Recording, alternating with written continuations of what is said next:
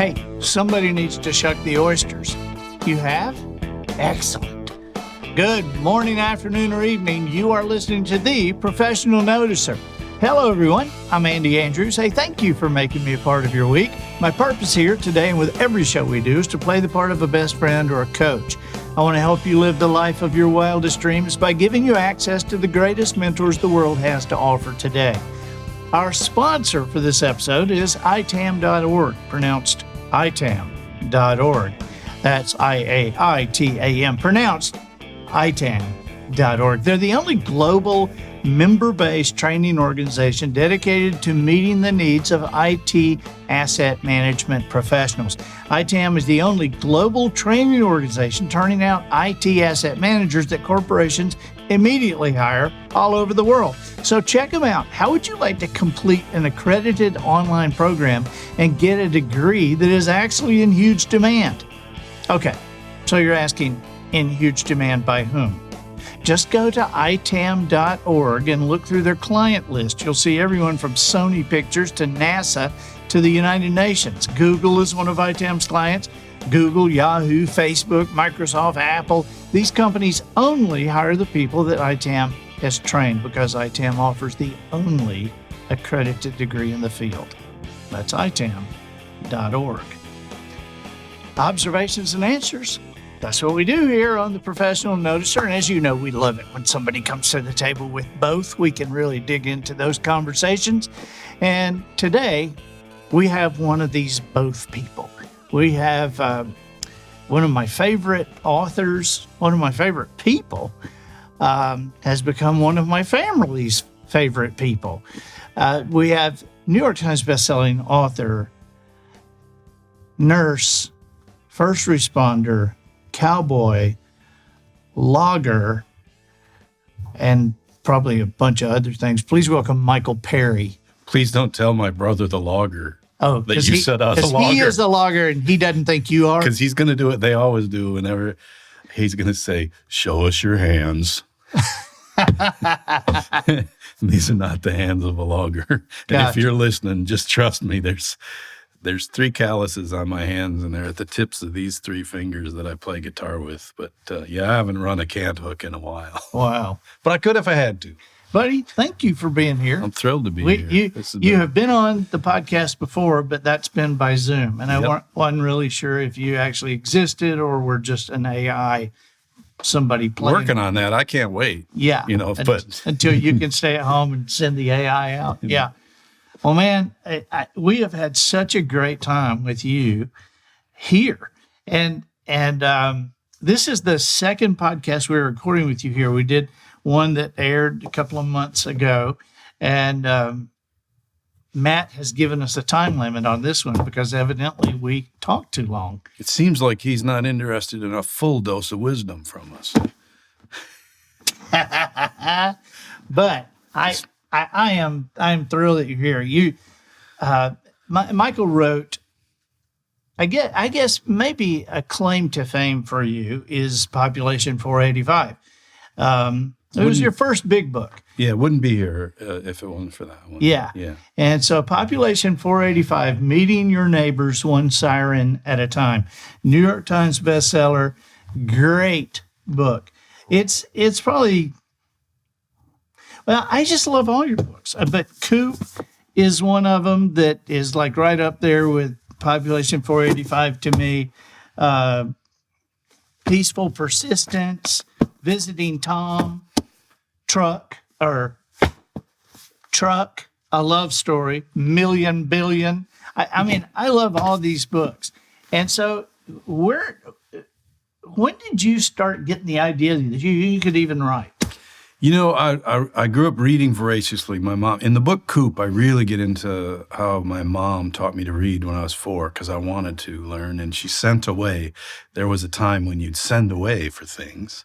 And she sent away for a phonics book from a Chicago newspaper. And it was a comic book, but it was phonics. And she taught me how to read when I was 4. And I just started reading voraciously. But the fun, and along the way, there was a 7th grade English teacher who was the very first person who just let me free write something. And I didn't know what to do because I'd never been given that freedom. It was always underline the noun, circle the verb, that stuff. And I remember getting an actual visceral thrill at the act of creation. And that was unusual for me because I liked pickup trucks and deer hunting and football. And I went right back to doing those things. I didn't turn into a writer. And then I went to college, and I have a nursing degree. So I was in a very prescribed curriculum. But I went to one of those dread liberal arts schools, and I remember I didn't like it. I was like, what am I doing in film 101 when I should be studying surgery? Well, I did study surgery, and I went, and then I think it was my junior or senior year, simply to fill that humanities credit, I took a creative writing course, and I loved it. And we wrote poetry, and we wrote essays, and the professor was merciless. And the thing that surprised me was I would watch other people bring in their carefully crafted poem, and he'd red pen it, man, in front of everybody.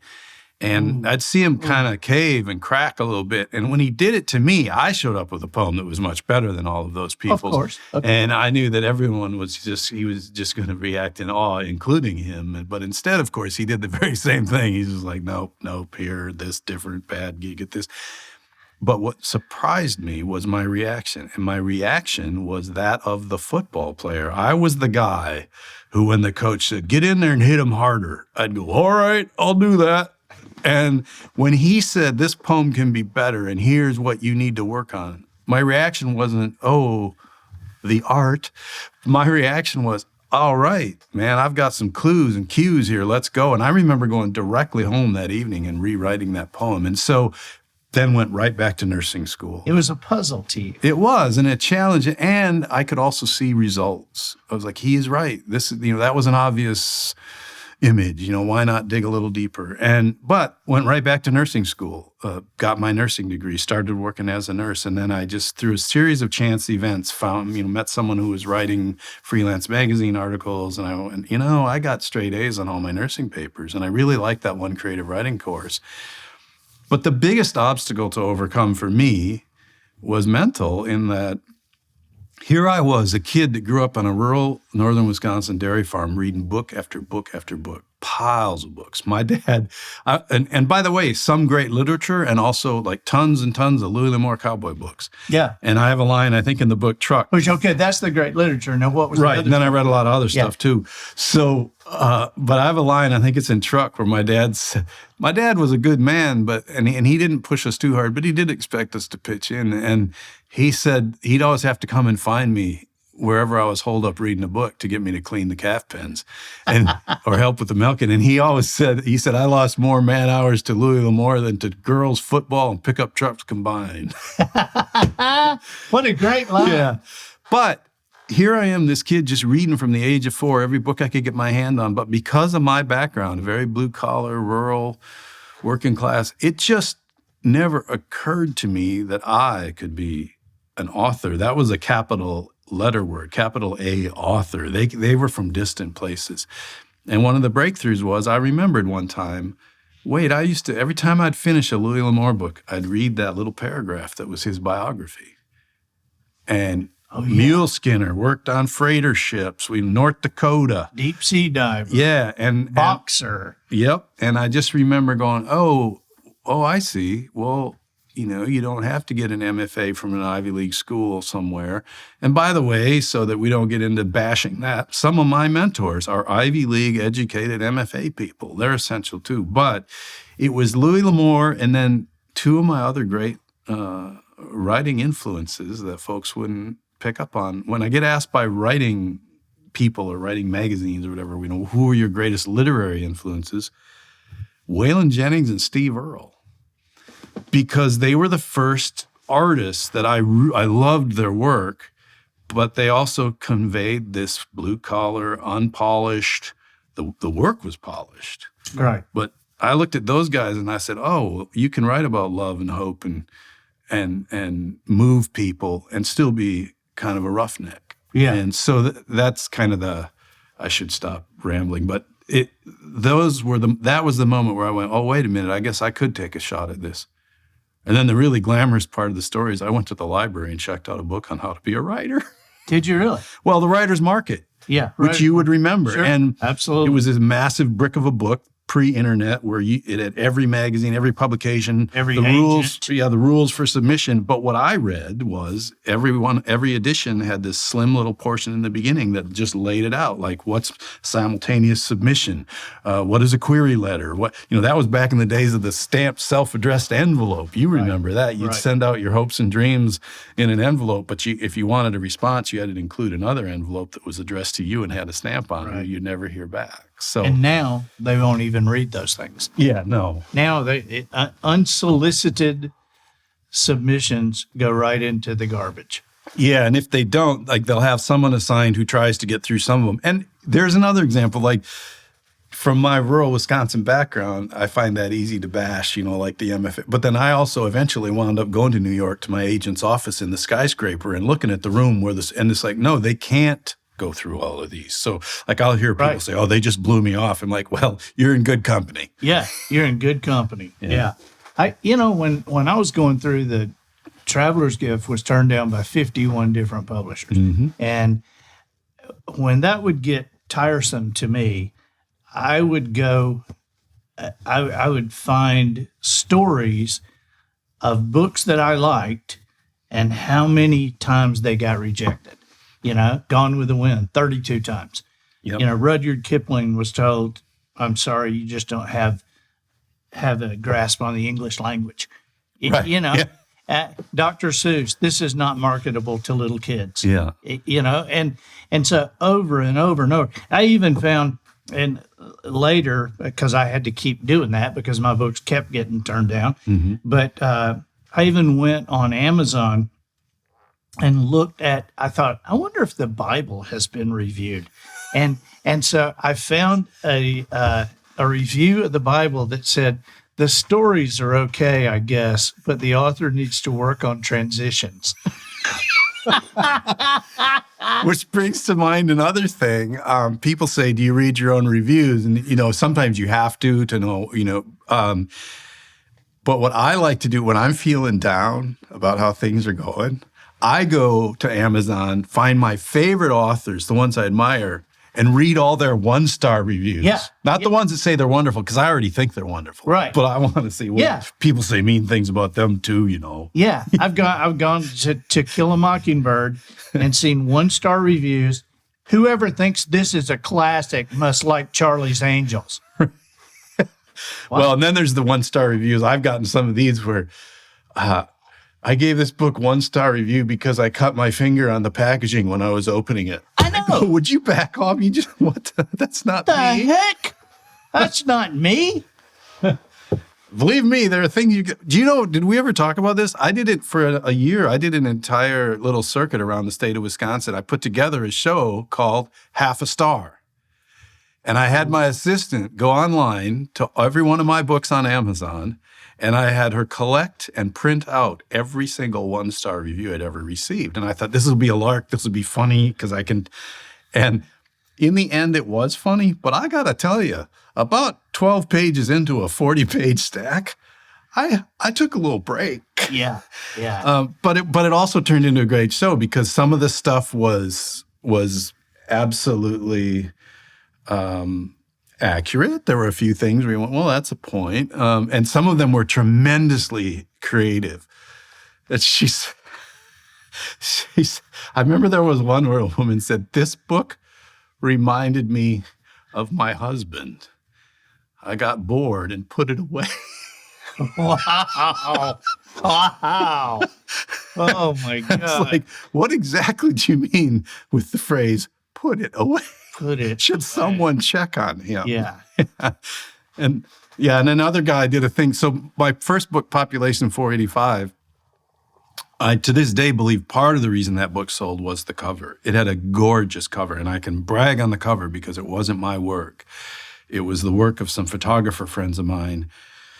The publisher wanted to put fire trucks and me in my firefighting gear on there, and I just said that's a bad idea, and this was right after 9/11, and so my book came out about a year after 9/11. So I'm surprised they let it come out because Hadn't they already done a fire truck book? Well, this is what I told them. I just said, if you put me in, I knew a little bit about the publishing industry. I thought they knew a lot about the publishing industry. Yeah, but I the said, years have dimmed that. absolutely. And I said, when I'm on tour for this book, the remainder tables are going to be 3 feet deep in books with fire trucks and firefighters on them for sale for $1.50. And you know what? I'm not bragging. I was right. I remember being on tour for Population 45, and the first table you'd hit coming in every bookstore had nothing but firefighter books. That's not denigrating firefighters. That's just the way publishing thinks. They're like, we got to jump on this wagon. And so instead of that, it's just a picture of me walking down the road in front of a cow crossing sign with a red barn in the background. And it's literally, you can see that. I can drive you, well, it'll take us too long today, but I can drive you to that barn right now, and it's legit. It's my backyard. And so that image really, I think, sold the book. It's jumped off the shelf, the colors, the jacket design, not just the photograph, but the person who designed the jacket did a great job. But there's a review, and y'all could go find it somewhere because I can't quote it because it is very long and in-depth. But this guy just starts out and he goes, if you notice the cow crossing sign, that is what is known in the trade as a P31, a code 69/4. It is to be this far from the ground. It is to be this far from the center line. It is this color. And he goes through all, like a paragraph of specifications about the cow crossing sign. And then he says, and if I've bored you to death with all these details about this sign, now you know how I felt when I read this book. Oh my gosh. And I just remember thinking, hey man, dude did his homework, right? Like if you're going to get smacked, it's not, because that wasn't, I cut my hand on the packaging. That was, no, here's the very specific reason I did not care. Well, let me just tell you, that book, for me, and for everybody I've recommended the book to, people have not been able to put it down. So I think that guy was a goober. There were a few 100,000 people who didn't see it his way. I will say that. Yeah. You know, it's funny to me, the Amazon review thing, because Amazon at its core is a bookstore, right? Mm-hmm. And so you don't get to go in an independent bookstore, or you don't go into Barnes and Noble and take sticky notes and go, this book's crappy. Don't buy this one. Yeah. So I don't really get it. I think it's another thing in our day and age. You have to develop new skills. And one of the, you and I were talking off air about AI and how we're all just going to have to develop some intelligence about these things, because you and I can be deceived by this stuff. It's so good. So you're going to have to find some way to anchor yourself to reality. But with the reviews, what I've learned over time, whether you're looking for a new water heater or a new novel, you got to kind of read a range of them. And somewhere in there, you kind of get a sense of who's just putting 5 stars on it for no reason and who's just had a bad day or is a crank and they're giving you 2 stars. And then somewhere in there, you'll get a sense of the book. But you're right. You don't get to do that in Best Buy. Yeah, I don't get it, and I think there is a degree of Barney Fifeism in some of these reviewers, because it's like, I've never had any authority in my life. Nobody's ever listened to me, and now I own this piece of ground, and if you cross this piece of ground, I'd write my mother a ticket, Well, now I'm reminded of the lady who read. I have a hard time with grammar. I talk like a farmer, and I love to talk like a farmer, right? But so I know a lot of language. I'm a classic self-educated where we know words, we know how to spell them, we know what they mean, we know how to use them, we don't know how to pronounce them. And so I'm not good also at basic, like who, whom. And I will occasionally mess up the me, I thing. But sometimes I intentionally mess up me, I, because that's, if I'm writing in the colloquially, yeah. And I'm going to do it because it hits my ear the way that it should. But I had a column one time came out and I had done, it was either who, whom, or I, me, whatever. And I got a handwritten note from a lady who said, I could not help but know the tone, right? Because I always say, if you want to correct me, that's cool, but don't give me the gotcha. So, well, I couldn't help but notice you misused, and it should have been I, and you used me, and it was very condescending. And she closes with, and you call yourself an author. And you know what?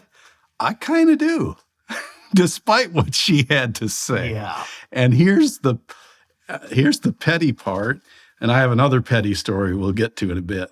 Andy's been so nice over the you've said such wonderful things about me. And so I feel like it's important that we point out my flaws as well. And so we have 2 stories today about me being petty. And the first one is this one, which is what I did then is I went back and I looked at her handwritten note very closely until I found a typo. Ooh. And you know what happens if you send an author that's got a modest following, a very persnickety little note about his punctuation, grammar, and typos? It gets posted.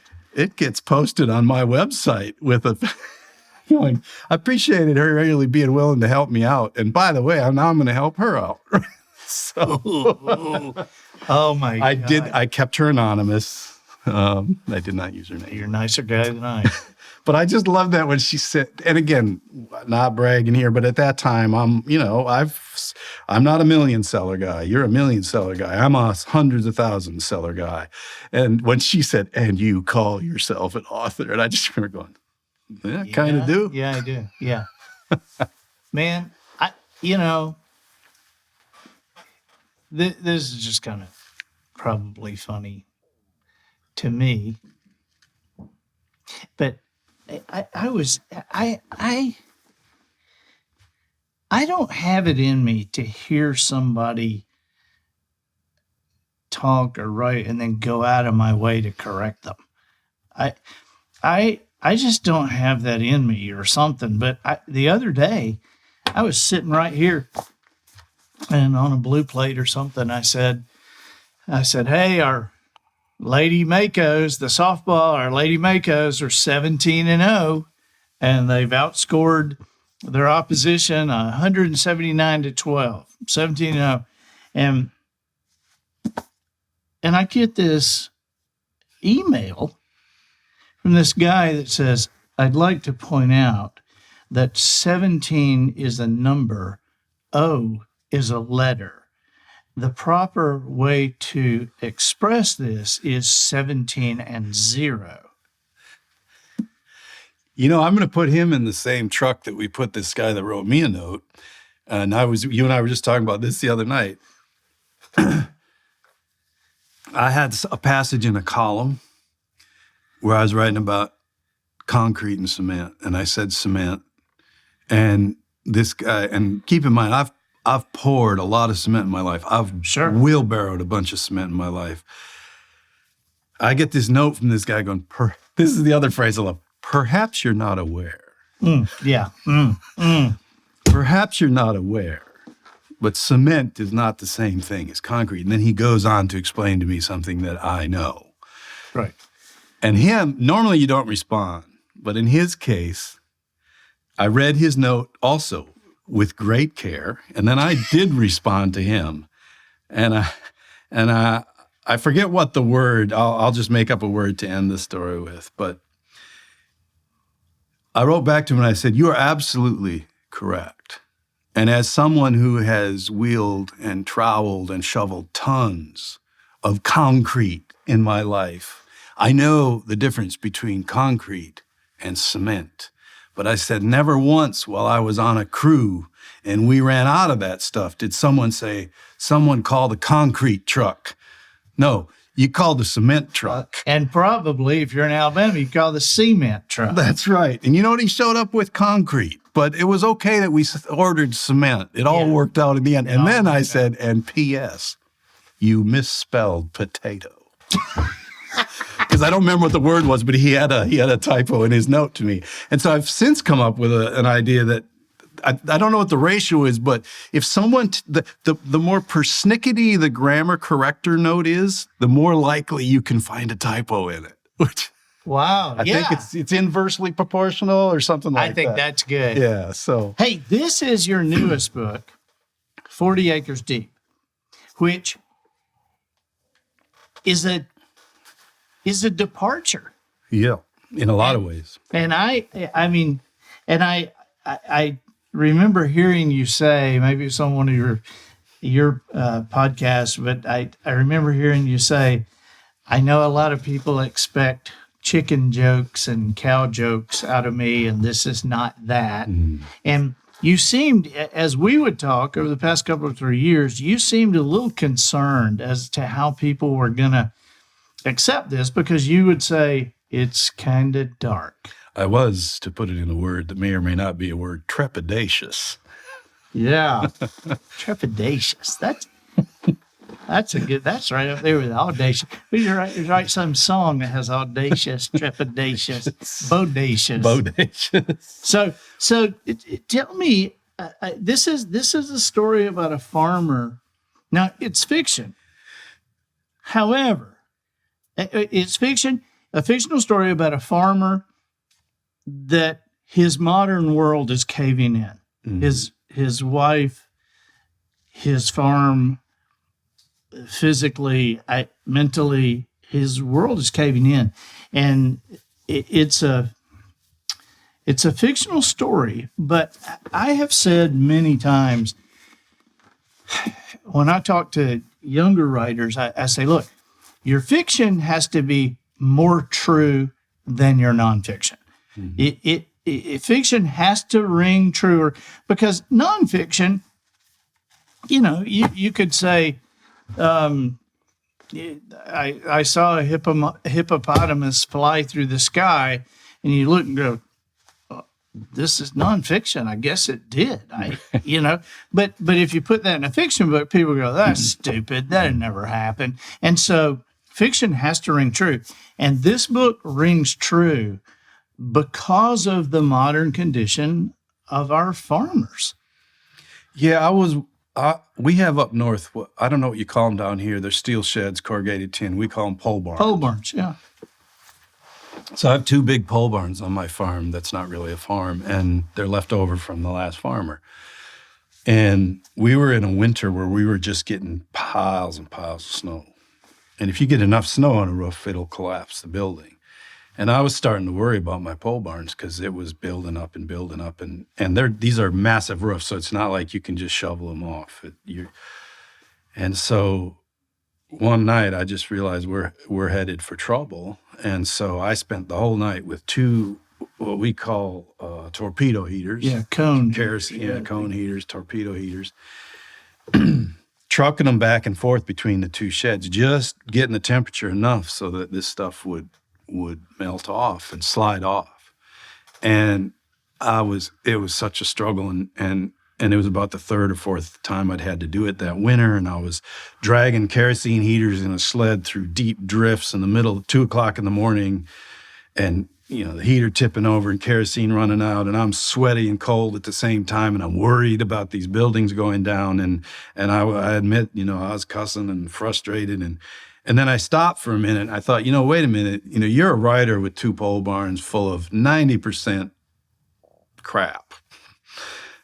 What if that was your livelihood in there, which all around me was the case. The neighbors down the hill with their livelihood is those cows in that shed. And indeed, that winter, a whole bunch of sheds went down all over the state, and many people lost cattle. A farmer in our county was killed trying to clear his sheds so that his cows wouldn't get crushed. And so from that seed, I just thought, let's write from the point of view of a farmer where this is actually a big deal if his shed collapses. And that was the seed of it. And then it just sort of went from there, and I intended it as a short story, and pretty soon it got a little longer and a little longer, and then it became longer than a short story and shorter than a novel, which they tell me is a novella. And I've always wanted to write a novella. And so I did that. And there were 2 things that I really tried to stick to in the book. And one is to just be unrelentingly honest about, because I have not experienced this firsthand, but I grew up in a place during the 1980s when my dad was farming. We were surrounded by little dairy farms. And by the end of the 80s, his was it. And even he was getting out of the business for different reasons. But, he didn't go under, but boy, a bunch of our neighbors did. And then lately we've had another just devastating round of it. And now you're seeing farmers killing themselves. And, I've responded to suicides with farmers. And so I decided to just go ahead and just tell it without varnish and see what happened. And then the other thing was I just love writing. And there have been some scenes over the years that I wanted to write, and they just didn't fit in a nonfiction book or in any of even the fiction. And so there's some scenes like he walks out back on his back 40 through a morning that's brilliant with sun and everything's covered in hoarfrost. And I wanted to write about what that's like. And by the way, if you're from the South, we spell that Hoar. Yeah. And then another scene, one night at our place, I went to shut our chicken coop up in the middle of the winter, and it was one of those nights where we were deep in snow and it was a full moon and there were deer. All of a sudden, these black figures dispersed, thundered around, and then gathered up into a line and disappeared into the woods. Well, it was a bunch of yarded up deer trying to find food, and they make these tunnels through the snow, not tunnels, but grooves. And they all gathered up and ran, and I just was like, I want to paint that picture with words. So anyway, that's the genesis of that book, and it's just been received. This is a book. I think that Population 485, Coop, several of your essay books, I think these are great gift books. I mean, I don't think you should buy one of them when you buy them. I think you should buy a couple or three, so you have somebody to give it to. But this is one, you might need to buy 4 or 5 of this, because somebody who is, whether it's a farmer or somebody who life is closing in on them. I think this is an important book. And we're running out of time, but I have to ask you this question, because Polly, my wife, wants to know. This book is dedicated to Sturgill Simpson. He don't need me, but I sure needed him. Sturgill Simpson was the first country singer since probably Waylon Jennings and Steve Earle that when I heard the music, I could hear the old music, but it felt contemporary and powerful. So his first couple of popular albums certainly meta-modern sounds in country music. And then everyone said, you're amazing and you sound like Waylon and all that stuff. And then he just went in a completely different direction.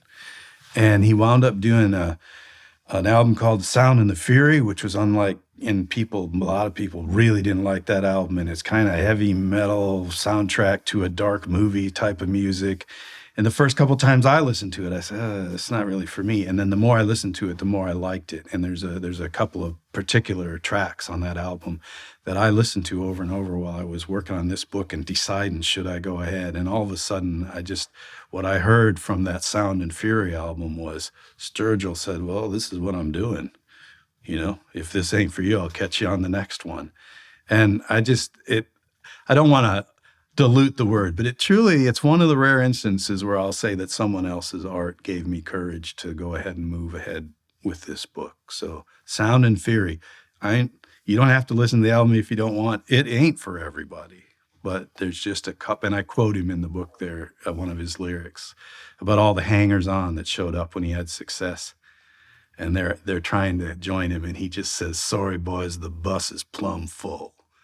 Wow. And sometimes you have to say that, don't you? Yeah. Yeah. So that's why Sturgill Simpson. We're not friends or anything. That's why I said he don't need me. He didn't even need that mention. He's doing fine. But I needed him. So very cool. Yeah. Love hearing the backstories of stuff like that. One last question. Who is it that you can't wait for a book to come out? He died. Really? Who? Jim Harrison. Yeah, Jim. Yeah, and honestly, his last few novels, I'll never be the writer he is, so it's hard for me to say this, but his last few novels got to be, there were some things that I felt like you could tell he maybe should have stopped 3 or 4 prior to that. I still loved his style. That's the thing with him, it's just his style and his flow. But here's the thing I love about him. Just the other day, I finally saw the picture. He died in his writing shack while he was writing a poem. Wow. And you can literally see the handwriting deteriorate. And they found him there. And he was a difficult man, and I'm using the word difficult to imply all the things it should imply. In other words, I don't want to be him, and I ain't up to being him. Kind of like Hunter Thompson, right? There's some Hunter Thompson. I love reading Hunter Thompson, and I love reading some of his quotes. And I feel that he spoke truths that needed to be spoken, but I don't want to be him, and I can't Glad be they him. weren't your truths. Absolutely. Yeah. As I once said about Steve Earle, I'm glad he lived that way so I don't have to. Yeah. But Jim Harrison, there was something about his flow, and he is the guy that, population 485, we don't have time, so I'll just quickly say, I had a certain style that was seamless. I felt like I had to guide the reader every step of the way. And I remember reading a collection of essays called Just Before Dark by Jim Harrison. Half of them are just food columns.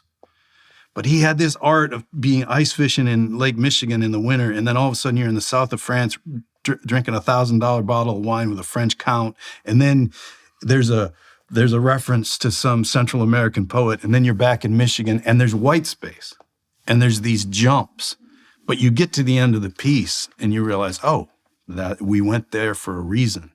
And if you look at population 485, that's pretty much the first time where I started leaving white space, where I would write about a car accident and then all of a sudden the swamp and then all of a sudden a book. And then, so Jim Harrison, and I'll just have to go back and read the ones he left for me. Yeah. Yeah. Right. I think James Lee Burke has colored my writing. I think Bernard Cornwell, I read him to learn how to tell a story. And do you go back to those, folks say, well, aren't you intimidated when you read someone good? I go, no, I'm encouraged because I know that there's still work to be done. Yeah. I can still improve. Yeah. It makes me want to write when I read something great. And it makes me feel better when I get snippy notes I had one other, I don't think we have time for it, so maybe we'll save it for the next thing. Save it for the Blue Plate special. About a lady who sent me a very snippy note, and I took revenge in print, which you're never supposed to do that, and I should be a better person than that, but it turned out I wasn't.